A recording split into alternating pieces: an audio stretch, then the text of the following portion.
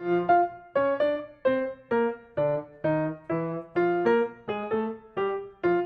everybody, I'm Miss Bethany from the Rust Library, and today I'm going to be talking about what I hope is going to be fun for you. I'm going to be talking about braiding hair. I have my helper here. You may recognize her from the library's American Girl doll collection. I also have a couple other friends here too, and we'll get to them too. They're going to be helping me demonstrate some basic hair braids. So feel free to braid along with me if you want, if you have a doll you want to practice on, or if you're with a friend and you want to do your own hair, to each other's hair, or if maybe somebody is doing your hair. Maybe you are with your grown-up and you want to do your own, have your own hair braided. That's cool too. So if you think I'm going too quickly for you, don't hesitate to hit the pause button. And of course, if you need closed captioning, don't hesitate to hit that button at the bottom of the screen as well. So why are we doing braids? Well, for a couple of reasons. For one, braids are a lot of fun to do. It doesn't matter if you're braiding your own hair or your friend's hair or the hair on a doll. They're just fun to do. I even braided my hair this morning. You can't really see it because it's in the back and I didn't do a very good job. But I wanted to braid it today just for you. Also, braids are the stepping stone to a lot of other different styles. So if you know how to braid your hair, you can pretty much do anything you want with your hair.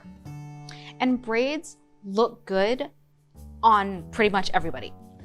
It doesn't matter if your hair is short or long or curly or straight, a braid will look good. Now, that doesn't mean to say that every single braid out there is going to look good on every single type of hair. Some braids will look better on thicker hair or shorter hair or, you know, whatever. But there is a braid out there that will look good on any type of hair. So I'm going to be referring to the hair that you are going to be working on as your hair. It might be your hair, your own hair. It might be a friend's hair or it might be your doll's hair, but I'll just be calling it your hair. And before we get started, we want to make sure that your hair is free of any tangles. That's going to make the braiding process just so much easier if we don't have to stop and keep combing out any tangles or knots. So you're going to need a couple of things. You're going to need a comb or a pick, probably also a brush. You're going to need a little spray bottle with some water in it. This one's empty, but you can have some water in it. This is going to help prevent like little flyaways and frizz. It also helps detangle too, if you haven't done that already. You're going to need some elastics. I have a couple of different sizes here. These are the typical ones that you would use for a ponytail. I also have a couple of, see if you can hold them up so you can see. These are just really small sort of rubber band type elastics. You're going to need some bobby pins to hold some styles together. You are going to need some clips. These are clips, they're good for if you're only working on a specific section of hair, then you can take the rest of the hair that you're not working on and just clip it away so it is not in your way as you're working on it. Another thing that you might want to use is, this is called a rat tail comb. And you can use it to detangle, but what it's really good for is for making parts. So if you want to part your hair into sections, like say you wanted to make braided pigtails, you could use this, the tail of the comb, to part your hair. You may also want some fun barrettes or ribbons if you want something a little bit more in your hair than just elastics. And again, this is optional, but you may also want some hair gel.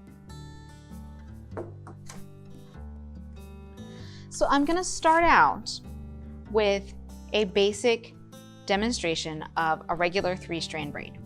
This is going to be the basis for all the other hairstyles that we're going to be doing. So if you master this this one, you were all set. So I've taken a section of Julie's hair. I'm gonna just give it a brush. And I'm going to divide it into 3 sections that are all pretty much the same size.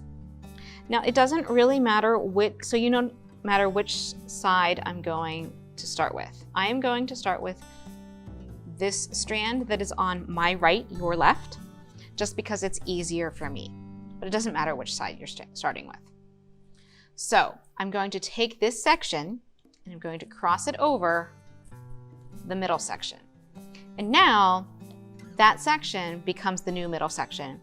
And this section that I'm holding with my right hand now becomes the new right section. Okay, so now I'm taking the section that I have in my left hand and I'm going to cross it over the middle section. And it becomes the new middle section. And now this is my new left section. And now I'm going to repeat that. I'm going to take my right section and cross it over into the middle. And now I'm going to take the left section and cross it over into the middle. And now I'm just going to keep repeating that. Right over middle, left over middle, right over middle, left over middle, right over middle, left over middle. And I'm just going to keep doing that, right over middle, left over middle, all the way down for as long as I want my braid to be. Right over middle, left over middle, right over middle, left over middle, right over middle, left over middle, right over middle, left over middle. So when the braid is as long as you want it to be, you can see that I have braided pretty much down the whole length of her hair. You just take an elastic and you secure it. Sometimes some people have hair that you don't need to secure it. My hair will fall apart if I do that, and Julie's will too. So you can do that. So congratulations. That's all there is to a 3-strand braid, and you've just mastered it. So good job. I want you to give yourself a pat on the back for that. So now that we've mastered the basic 3-strand braid, let's mix it up a little bit. So let's turn Julie a little bit. She's a little wiggly. This is called the reverse braid. Let's give it another brush. Okay. And with the reverse braid, the technique is pretty much the same. You're going to take your hair, divide it into 3 sections, a right, a middle, and a left. But this time, instead of taking the right section over the middle section, we're going to take it under the middle section. And now it still becomes the new middle section. And now we're going to take the left section and put it under the middle section. And it becomes the new middle section. So now we'll repeat that. Right, under middle, left, under middle, right, under middle, left, under middle, right, under middle, left, under middle. And then just keep doing that. Right under middle, left under middle, down as far as you want the braid to be.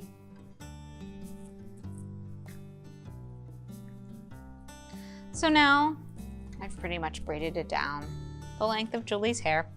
So I'm going to take another elastic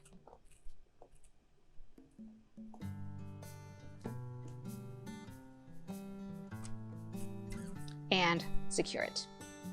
So there you have mastered the basic 3-strand braid in 2 different techniques. You've done the regular one and you've done the reverse. And you'll notice that this one looks like it's going down, this one looks like it's going up, but it's the same braid. It's just that one looks inside out. So let's do something fun else. We're going to talk about the snake braid.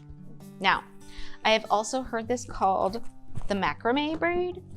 I have heard it called a push-up braid, but I think snake braid is usually the most common one. It's the one that I've heard the most often. So you take a small section of braid. This is usually not one that you use on large chunks of hair. You just take a small section, which makes it great. This is great for people who have very short hair or fine hair, fine thin hair. And you braid it down as far as you want and then a little bit longer.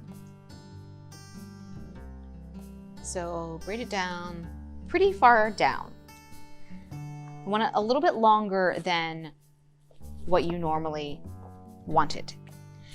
Once you have it braided down a little bit longer than you want it, you hold on to the middle strand and then you, pinching the bottom, push it up, the whole way up the hair. And then I'll sort of move it up. You can see that it's kind of knotted. It kind of looks like knots there. Now you can slide it back down a little bit, and that opens up the pattern. And this is a great one to sort of tie in the back of your hair if you wanted to. So this is a great style, not only for people who have short hair or very thin hair, it's also a great style for people who have very straight hair, because the curves in the snake pattern will really stand out against straight hair. They might get a little lost with curly hair. So that's the snake braid. So now what we're gonna cover is called, so new friend, this is Kaya. We're gonna talk about milkmaid braids. Now, milkmaid braids, you may also see them being referred to as Heidi braids or crown braids. In this style, you divide the hair in two, useful for the rat tail comb, and braid each section of hair into a pigtail, just the way Kaya is. Then you secure each braid, and then you wrap the braid up over the top of your head.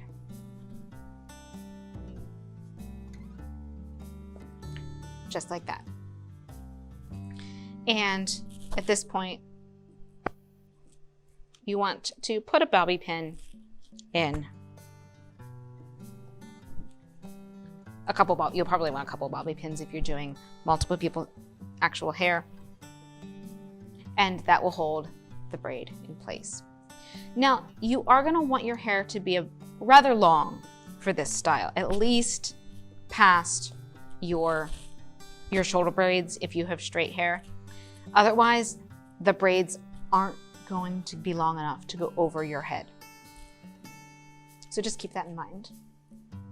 So a variation on milkmaid braids, new helper. This is not one that you may know. This is my friend from my house. Her name is Megan. So a variation on milkmaid braids is the braided headband. And with the braided headband, you take a section of hair from around the ear. So you can see, I've taken a section of hair from around the ear and I braided it the whole way down. And then you take it and you lay it over the top of your head and pin it into place. And then you do the same thing on the other side of your hair. So I have my other strand, lay it over the top of your head, pin it into place. Also, you can see Megan's headband right there. So again, this is another hairstyle that you're gonna want pretty long hair to do. Megan's hair doesn't look all that long, but she gets away with it because her hair is curly. My hair, I would have to, the shorter your hair is, the farther up your head you're going to have to start the braids. So I could start my hair above my ear and it still would not be long enough. The braids wouldn't be long enough to do this style. So just keep that in mind. You do want some pretty long hair for this style. Although, grown-ups, I will say there is a way to do the braided headband with shorter hair, but it involves a technique called lace braiding, and we're not going to be covering that today because it gets a little complicated. So another style of hair to do with braids, this is Josefina, is a braided bun. And you can do braided buns anywhere on the head. If you put a bun in the center, at the back of her head, you have created a ballerina look. Or you could put buns on each side of your head and put one over above each ear, and you have created Princess Leia's iconic look. So, but the technique of making them is pretty much the same. You make a ponytail, secure it at the top of the head, braid it the whole way down, secure the end, and then twist the braid around the ponytail holder that's holding it, the braid at the top of the braid. And then you can secure it a couple of different ways. You could pin it into place, or you could take another hair elastic and that will hold it into place too. It'll just give you a little bit of a different look. The last hairstyle I'm gonna cover, definitely not the least, the last one is micro braids or box braids. So there is a slight difference in technique. I think box braids are bigger, and I think that the parts are a little bit more precise, but I'm not sure about that. So if you know more about box braids than I do, feel free to correct me on that. But in terms of look, they are basically involving parting your hair into several different sections and making a lot of small braids all over your head, the way I have done with Addie's hair. I didn't do a very good job with parting her hair, but we're working on that. This is a style that looks really great on hair that is very thick and very curly, especially if it's very tight curls, because the tighter the curls, the easier it will help hold the small braids together. So sometimes you might see girls who have very tight curly hair with hairstyle this way. Also, grown-ups, this style takes a long time to do. So if you are planning on doing this style on your child, be prepared that you may want a book to give to your child. You may want to break out the Netflix because it's going to take, depending on how much hair you're working with, it's going to take at least a couple of hours to do this style of hair. And one technique that I have used is that a lot of times people will put a little bit of gel right at the top of each braid, and that helps keep the frizz or flyaways in place, if that's something that bothers you. So that's micro braiding or box braiding. So that's all the braids time that we have to go over today, but I hope you had fun. And I want to emphasize that we literally just touched the surface of braiding, and there are so many other different hairstyles out there that we could have gone over and we just didn't have the time. For instance, I touched on lace braiding when I talked about the braided headband, and lace braiding is a subsection of French braiding. So if you wanted to learn more about that, I'm and we didn't have that time. We just didn't have the time for that. But if you wanted to learn more about it, I do have several books here that include directions on different types of braids that we weren't able to discuss and go over. All of these are available at the library for checkout. Some are in the adult section, some are in the children's section. They all give pretty good step-by-step directions on how to do different braids. So thank you for joining me. Again, I hope you had a lot of fun doing this with me. And I hope that you learned some new techniques and some new ideas to do with your hair or your doll's hair or friend's hair. If you have any comments or questions or ideas for any future programs, feel free to let us know, and we hope to see you next time. Bye!